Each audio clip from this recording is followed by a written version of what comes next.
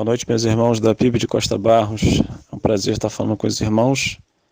Mais um culto ao nosso Deus. Culto esse que nós fazemos de forma online, né? De forma diferente, né? Pela internet. Mas Deus sabe todas as coisas. Ele sabe do nosso interesse em cultuá-lo, em adorá-lo. Mesmo que nós estejamos fisicamente próximos uns dos outros, mas em pensamentos nós estamos próximos e esse pensamento voltado para o Senhor. O culto hoje vai falar um pouquinho sobre igreja e eu faço uma comparação da igreja com um barco. Então, nesse momento, eu queria que os irmãos lembrassem daquele texto que a palavra de Deus fala sobre Jesus apaziguando a tempestade, acalmando a tempestade. Então a gente sabe que Jesus está no controle do nosso barco, assim como ele esteve no controle ele não só do barco, mas também até da natureza. Por isso o espanto dos discípulos, quem é esse que até o vento e o mar lhe obedecem. Então esse está no controle do barco da nossa vida. E eu gostaria de fazer uma comparação também da igreja como barco. E para isso eu queria falar com os irmãos sobre um boneco que eu faço, um fantoche, um tipo ventríloco. Esse boneco se chama Pedrinho. E ele faz essa comparação da igreja como um barco. E durante essa comparação, o que ele fala, ele tem uma musiquinha também, que fala assim mais ou menos: para meu lar eu vou navegando em um barco muito especial. Não tenho problemas, navego tranquilo, pois Cristo é o capitão. Remando vou, remando vou, remando vou, remando vou para encontrar-me com Deus. Remando vou, remando vou, remando vou, remando vou ao meu eterno lar. Se queres subir a este meu barco, então eu vou te explicar. Entregue sua vida somente a Cristo e lá no céu estarás. Remando vou, remando vou, remando vou, remando vou para encontrar-me com Deus. Remando vou, remando vou, remando vou, remando vou ao meu eterno lar. Amém. E como marinheiros de Jesus, né? Como marinheiros de Cristo, essa é a nossa função, é remando até o lar celestial. Que possamos estar fazendo a nossa função como servos de Deus, remando, remando, remando, até que aquele grande dia estejamos juntos no lar celestial. Amém. Temos um culto na presença do Senhor agora, e Deus possa receber esse culto como um cheiro suave para a honra e glória do seu santo nome. Senhor, em nome de Jesus, nós te agradecemos, ó Pai, porque mesmo, Senhor Deus, em meio à tempestade, Senhor Deus, mesmo em meio às dificuldades, Senhor Deus, que nos assola de um lado para o outro, em especial esse momento que vivemos, ó Pai, sentimos, ó Pai, que a Tua mão nos conduz, Senhor Deus, mesmo, Senhor Deus, afastados, Senhor Deus, fisicamente um dos outros, agora, Senhor Deus, nesse momento de pandemia, Senhor Deus, a Tua mão, Senhor Deus, nos conduz, te agradecemos por isso, te agradecemos porque o Teu cuidado, Senhor Deus, está sempre conosco, Senhor Deus. Tu, Senhor Deus, está sempre nos conduzindo, Senhor Deus, mesmo em meio às dificuldades e aos problemas. Somos gratos a Ti, Senhor Deus, porque Tua mão, Senhor Deus, nos conduz.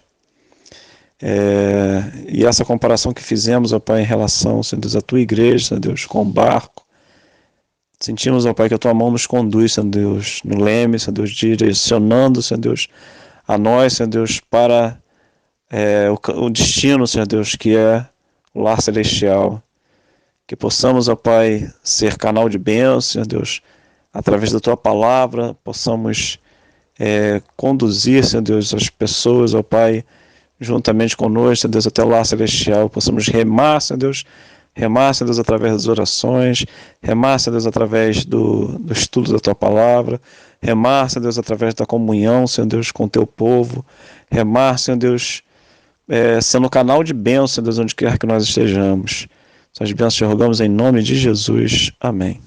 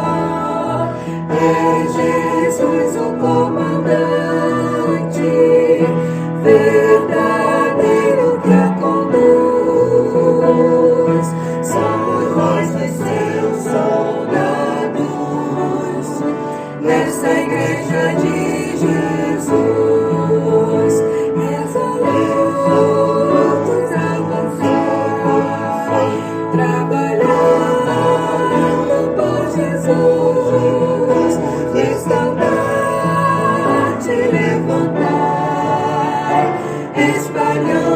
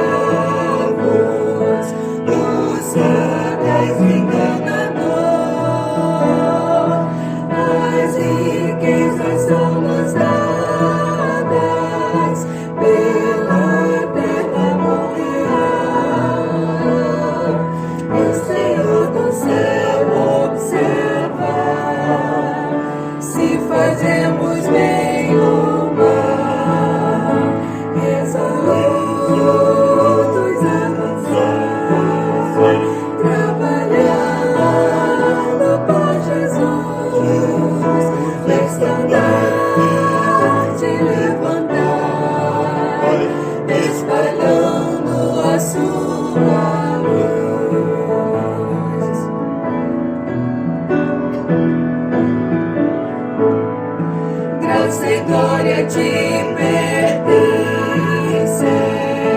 ó esposa do Senhor.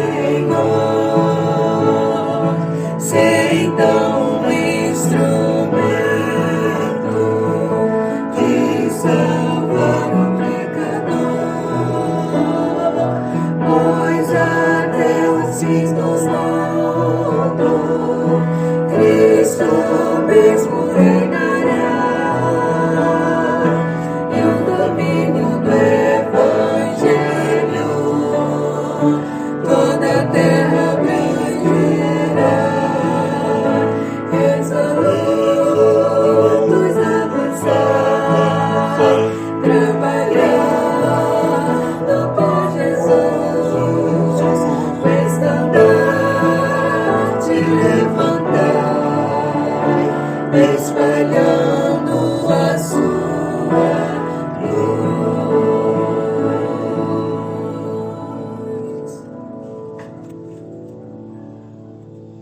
Senhor nosso Deus, nós te agradecemos, Senhor, por cada segundo de nossas vidas. Pai querido, nós te agradecemos pelo teu cuidado, pelo teu carinho, pelo teu amor que tem tido com cada um de nós. Te pedimos, Senhor, que tu venha nos guardar, que tu venha nos livrar de todo mal.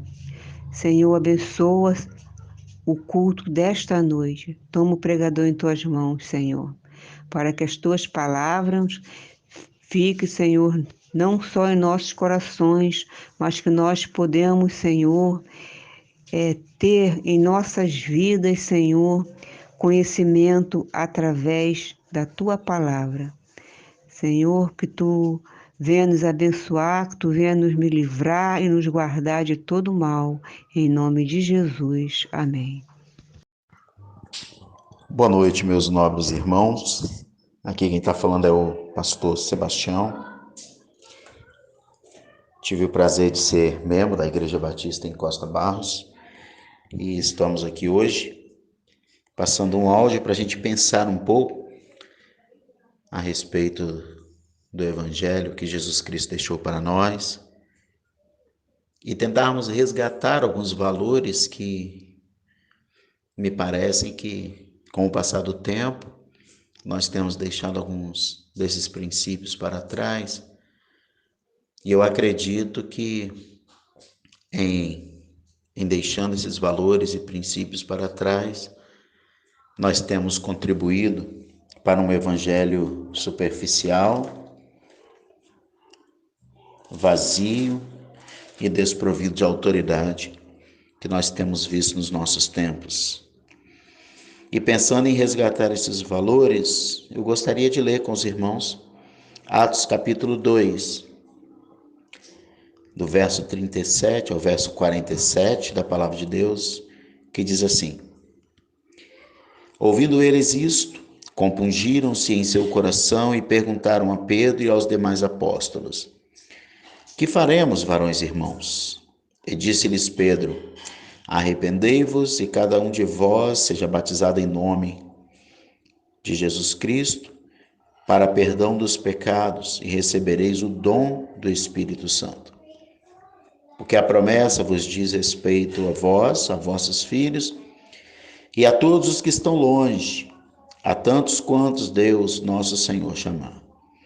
E com muitas outras palavras, isso testificava e os exortava, dizendo: Salvai-vos dessa geração perversa. De sorte que foram batizados os que de bom grado receberam a sua palavra, e naquele dia agregaram-se quase 3.000 almas. E perseveravam na doutrina dos apóstolos, e na comunhão, e no partir do pão, e nas orações. Em cada alma havia temor, e muitas maravilhas e sinais se faziam pelos apóstolos. Todos os que criam estavam juntos e tinham tudo em comum. Vendiam suas propriedades e fazendas e repartiam com todos, segundo cada um tinha necessidade. E perseverando unânimes todos os dias no templo e partindo pão em casa, comiam juntos com alegria e singeleza de coração, louvando a Deus e caindo na graça de todo o povo. E todos os dias acrescentava o Senhor à igreja aqueles que se haviam de salvar. Está aí diante dos irmãos um texto bíblico que é histórico, narra fatos que ocorreram no nascedouro da igreja, logo após a assunção de Jesus aos céus. E logo após a subida do Senhor Jesus, os apóstolos, impelidos pelo Espírito Santo, revestidos de poder, cheios de autoridade, eles começam a pregar a palavra e as pessoas começam a ser impactadas pelo poder do evangelho deixado pelo Senhor Jesus. E aqui nós vemos vários motivos pelos quais eu e você não podemos nos deixar levar pelos valores deste mundo, dessa sociedade na qual eu e você vivemos. E infelizmente temos deixado alguns princípios para trás. E eu quero falar sobre esses princípios e citar alguns que eu acredito ser a base para que nós possamos fazer as nossas igrejas voltarem a ser relevantes e ter um trabalho pujante no meio das pessoas nas quais Deus tem colocado no nosso caminho. E o texto bíblico, que logo após a pregação de Pedro, eles estavam com os corações quebrantados e eles estavam querendo uma resposta. E eles perguntam o que nós temos que fazer. E Pedro prontamente vai dizer: arrependam-se e cada um de vocês seja batizado em nome de Jesus para perdão dos pecados e receber o dom do Espírito Santo. E aqui o apóstolo Pedro faz menção ao próprio Espírito Santo habitando no coração da pessoa, e que nós sabemos que quando o Espírito Santo habita no coração de uma pessoa, essa pessoa se torna então uma nova criatura em Cristo Jesus, segundo está escrito em 2 Coríntios 5,17. Assim que se alguém está em Cristo, é nova criatura, as coisas velhas já passaram, eis que tudo se fez novo. E com isso nós temos a tendência de designar pessoas com essa alcunha de convertido, após essa pessoa estar dentro da igreja e começar a caminhar conosco. E talvez isso tenha nos atrapalhado ao longo da história, porque nós temos a tendência de julgar que aqueles que estão na igreja estão prontos para cumprir Mateus 28, 19 e 20, a grande comissão. E, na verdade, é uma falácia essa questão, porque o que acontece aqui no texto que nós acabamos de ler é que o povo caminhava junto, o povo tinha uma direção bem definida, eles tinham estratégias a serem seguidas, de maneira que as pessoas que estavam próximas pudessem, então, serem preparadas, como está descrito em Provérbios, assim como o ferro afia o ferro, o amigo afia o amigo. E, meus irmãos, nós perdemos a capacidade de fazer discípulos. E quando a Igreja de Cristo perde a capacidade de fazer discípulos, que é uma de sua missão mais elementar, básica, essencial, fundamental, e eu diria precípua, nós acabamos invertendo a lógica e acabamos metendo os pés pelas mãos, e assim a igreja passa a sofrer as suas consequências. E o texto bíblico diz então que eu e você, como igreja, precisamos perseverar na doutrina dos apóstolos. Nós sabemos que logo no início da igreja, os pais da igreja deixaram para nós o Didaquê, o credo apostólico, vários documentos daquilo que eles criam, daquilo que eles ensinavam e daquilo que eles estavam dispostos a morrer. E nós não podemos perder o nosso senso de direção doutrinário. Nós não podemos perder o ensino, a base bíblica, porque a nossa igreja pode ficar fadada ao fracasso caso a gente negligencie a doutrina dos apóstolos. O texto bíblico diz ainda que eles perseveravam na doutrina dos apóstolos, mas também na comunhão. E, meus amados irmãos, aqui nós poderíamos falar durante dias a respeito dessa palavra, que via de regra a gente cita tanto nos nossos cultos, na nossa escola bíblica, mas que na prática me parece que temos falhado nela. Comunhão leva-nos a entender as questões bíblicas e doutrinárias, e percebo que está ligado à questão da doutrina dos apóstolos, que quando se trata de princípios bíblicos nós necessitamos falar a mesma língua. E hoje, infelizmente, cada igreja batista é uma igreja, é uma convenção. Nós não temos mais unanimidade dentro da igreja, todo mundo dá opinião a respeito de uma questão doutrinária e nós não conseguimos mais ter isso. E isso é importante, não que o diferente seja descartável. Nós devemos ter opiniões divergentes e isso é bom, mas não em questões doutrinárias. Nós precisamos então buscar uma unanimidade para que possamos caminhar melhor. Além de perseverar na doutrina dos apóstolos, na comunhão, eles também participavam no partir do pão e nas orações. Esse é o momento que nós temos, irmãos, de sairmos, nos desprender das questões deste mundo e também buscar uma comunhão com os nossos irmãos, passar a termos momentos de qualidade, onde a gente pode ouvir um ao outro e não somente ficarmos restritos àquele contato que temos somente na saída dos cultos em nossas igrejas. É fundamental que a gente faça uma refeição com os irmãos, saboreando a comida e também saboreando a presença maravilhosa daquela pessoa que Deus salvou e quer que estejamos juntos. Que nós possamos orar todas as vezes que nos reunirmos. E em fazendo isso, diz o texto, em cada alma havia temor e sinais e maravilhas aconteciam no meio dos apóstolos.